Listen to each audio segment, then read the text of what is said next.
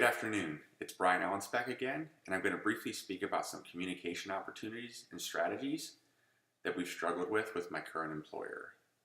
Take, for instance, a simple example of a recent Tier 2 help desk call that I had with a physician at my current employer.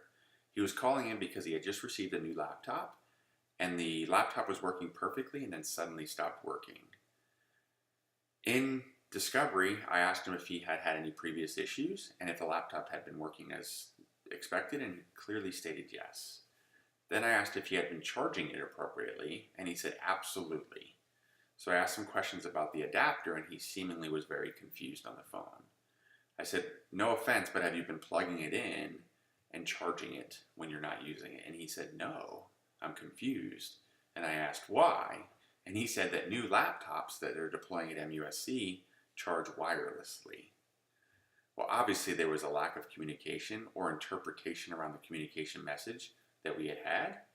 So today what I'd like to talk to you about are 3 examples of some communication challenges that I've had, and then I'll close with some lessons learned and strategies of attack. The first being digital communication. In my example with the laptop and the physician, MUSC has a communication channel that they do through email and printed document with every new piece of hardware that explains setup and expectation around hardware care and maintenance. Obviously, we're men, right? This physician was a man. He doesn't read instructions. I'm kidding. But this piece of paper that we slide in with the laptop is probably not an effective means of communication, as most people ignore the communication. They just want to open and access the new technology. Secondly, we're so overwhelmed with email that he probably didn't even receive the email communication and dismissed it as unimportant.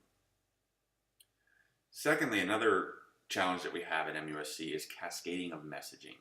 So in an organization of roughly 13,000 people, there is organizational messages that have to be cascaded down from senior leadership or C-suite folks all the way down to the everyday care team member. In this example, care team members are staff or employees of MUSC. Some strategies that they've tried to employ over time are what we call administrator, director, and manager meetings. These are meetings where senior leadership go to, that I participate in, an example, and senior leadership gives messages and cascades them down to those different levels, and then it is your job walking away from that meeting to then share that with your team.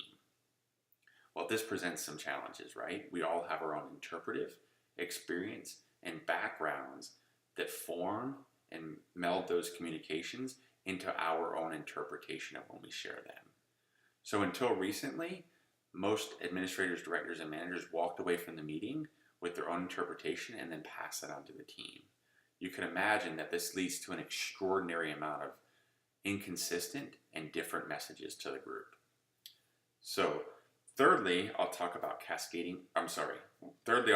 intent versus impact and the intent and impact of communication.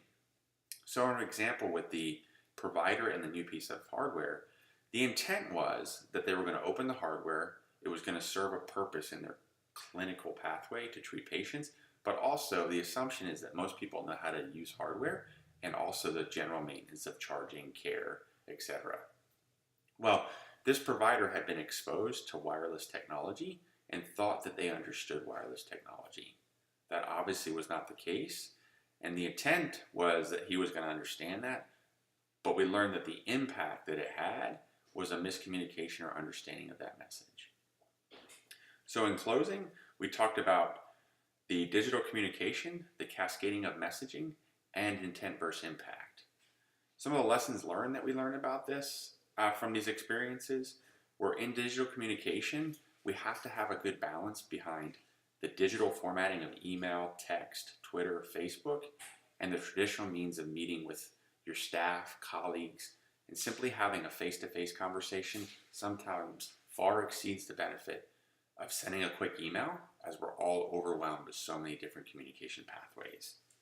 Cascading messaging, lesson learned from that is what we now offered from a management perspective, is what we'll do is we'll have a ADM messaging that comes out of those meetings, and it's a communication channel that everybody will give the same messages from care team member to care team member to care team member.